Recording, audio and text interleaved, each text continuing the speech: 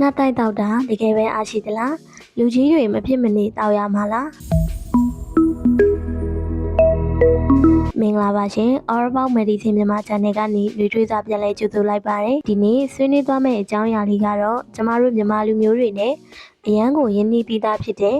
အထူးသဖြင့်သတင်းကျွနှစ်သက်ကူးလိုအခါကြီးရက်ကြီးတွေမှာလူကြီးမိဘတွေကိုကြောကြတဲ့အခါမပါမဖြစ်ဝယ်လေးရှိကြတဲ့ငှက်တိုက်အကြောင်းပဲဖြစ်ပါတယ်ကျမတို့စီမှာအယူအဆတစ်ခုရှိတာပေါ့နော်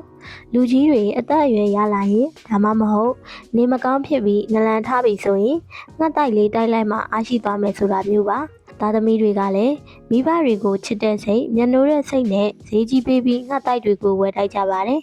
ဒါပေမဲ့ဒီနေ့ဗီဒီယိုလေးထဲမှာတော့ဆေးပညာရှုထောင့်ကနေကျမတို့သေချာလေးလေ့လာကြည့်ကြရအောင်ရှင်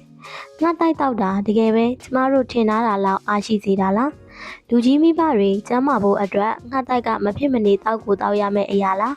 ပြီးတော့ဈေးကွက်ထဲမှာရောင်းနေတဲ့ငှက်တိုက်ပလင်းတွေကတော့စီးချိုရှိတဲ့လူကြီးတွေအတွက်အနေကင်းရဲ့လား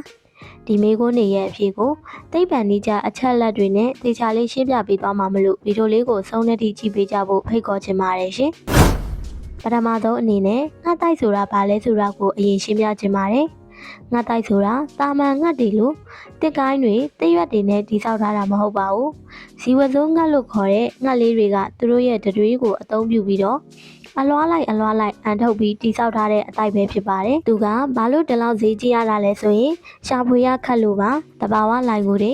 ကြောက်ကမ်းမားတွေမှာတွားရောက်ကူးဆိုရတယ်လို့တန်းစင်ရတဲ့လုပ်ငန်းတွေကလည်းအရန်ကိုလက်ဝင်ပါတယ်။ဒါကြောင့်လဲရှစ်ခေတ်တရုတ်ဧကရစ်တွေလက်ထက်ကတည်းက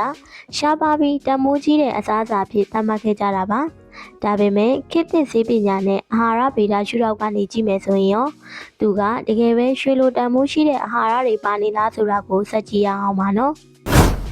ငှက်တိုက်ကိုဓာတ်ခွဲစမ်းသပ်ကြည့်တဲ့အခါမှာအဓိကအားဖြင့်တော့ပရိုတင်းနဲ့ကက်ဆီဓာတ်တွေပါဝင်နေတာကိုတွေ့ရပါတယ်။ငှက်တိုက်အချောက်မှာဆိုရင်ပရိုတင်းဓာတ်က50%ကနေ60%အထိပါဝင်ပါတယ်။ပြီးတော့ကယ်ဆီယမ်ဓာတ်၊သံဓာတ်နဲ့ပိုတက်ဆီယမ်စတဲ့သတ္တုဓာတ်တွေလည်းအနည်းငယ်စီပါဝင်ပါတယ်။နောက်ထပ်ထူးခြားတာတစ်ခုကငှက်တိုက်မှာ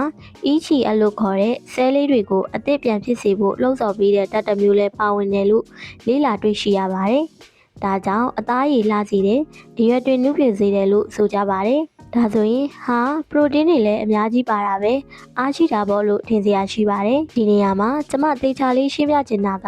ပမာဏပါ။ကျမတို့ပုံမှန်ဝယ်တောက်နေတဲ့အသင်းတောက်ငှက်တိုက်ပလင်းတွေငှက်တိုက်ပမာဏကအရန်ကိုနည်းပါတယ်။ရေနဲ့တကြားကသာအများဆုံးပါဝင်နေတာပါ။ဒါကြောင့်အဲ့ဒီပလင်းလေးတစ်ပလင်းတောက်လိုက်ရုံနဲ့ကျမတို့ခန္ဓာကိုယ်အတွက်လိုအပ်နေတဲ့တစ်နေ့တာပရိုတင်းဓာတ်ကိုမရနိုင်ပါဘူး။ကြက်ဥတစ်လုံးဒါမှမဟုတ်အသားတစ်ထုံးစားလိုက်တာကမှပရိုတင်းဓာတ်ပိုပြီးပြေဝသာရနိုင်ပါတယ်ရှင်။အခုဗီဒီယိုရဲ့အဓိကမေးခွန်းကိုရောက်လာပါပြီ။လူကြီးမိဘတွေနေမကောင်းဖြစ်တဲ့သူတွေငှက်တိုက်မဖြစ်မနေတောက်ရမှာလား။ဓာတ်ရိုက်ပဲဖြေရရင်မဖြစ်မနေတောက်စရာမလိုပါဘူးရှင်။ဘာကြောင့်လဲဆိုတော့ငှက်တိုက်မှာပါဝင်တဲ့အာဟာရဓာတ်တွေက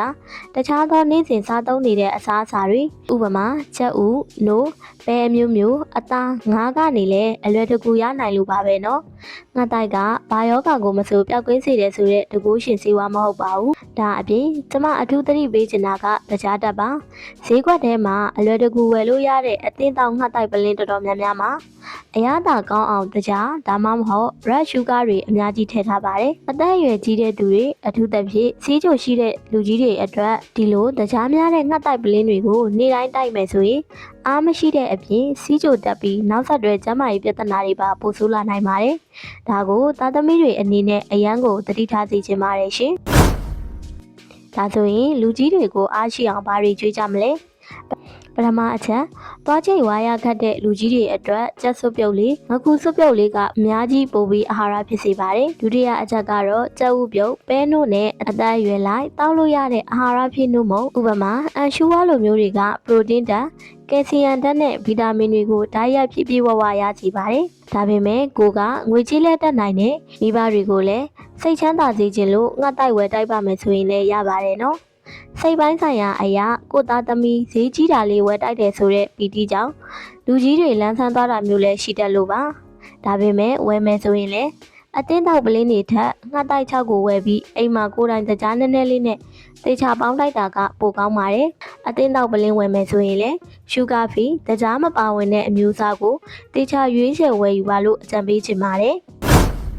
ညီကုန်းချုပ်အနေနဲ့ပြောရရင်ငှက်တိုက်ဆိုတာအာဟာရဓာတ်အတိုင်းအတာတစ်ခုထိပဲပါဝင်နေတဲ့အစားအစာတစ်ခုဖြစ်ပေမဲ့မဖြစ်မနေစားရမယ့်မော်သေးတစ်ခွက်တော့မဟုတ်ပါဘူးလူကြီးမိဘတွေကိုကြောတဲ့နေရာမှာဈေးကြီးတဲ့ငှက်တိုက်တွေအားသေးတွေမှမဟုတ်ပါဘူးသူတို့ရဲ့နေ့စဉ်အစားအသောက်တွေကိုအာဟာရမျှတအောင်ဂရုတစိုက်ချက်ပြုတ်ကျွေးမွေးတာအချိန်ပေးပြီးစကားပြောတာသူတို့ရဲ့စိတ်ကိုချမ်းသာအောင်ထားပေးတာကငှက်တိုက်ပလင်းတွေအများကြီးထပ်ပိုပြီးအားရှိစေပါတယ်ရှင်ဒီနေ့တင်ဆက်ပေးခဲ့တဲ့အကြောင်းအရာလေးကသားသမီးတွေရောလူကြီးမိဘတွေအတွက်ပါဘ ഹു တုတရစေမယ်လို့မျှော်လင့်ပါတယ်။မှားယွင်းနေတဲ့အယူအဆလေးတွေကိုလည်းဒီဗီဒီယိုလေးကနေတစ်ဆင့်ပြုပြင်နိုင်ကြပါစေရှင်။ဒီဗီဒီယိုလေးကိုသဘောကျရဆိုရင် like နဲ့ share လေးလုပ်သွားပေးဖို့မမေ့ပါနဲ့နော်။နောက်ထပ်လည်းကျမ်းမာရေးနဲ့ပတ်သက်တဲ့ဘ ഹു တုတတွေကိုဆက်လက်တင်ဆက်ပေးသွားမှာမလို့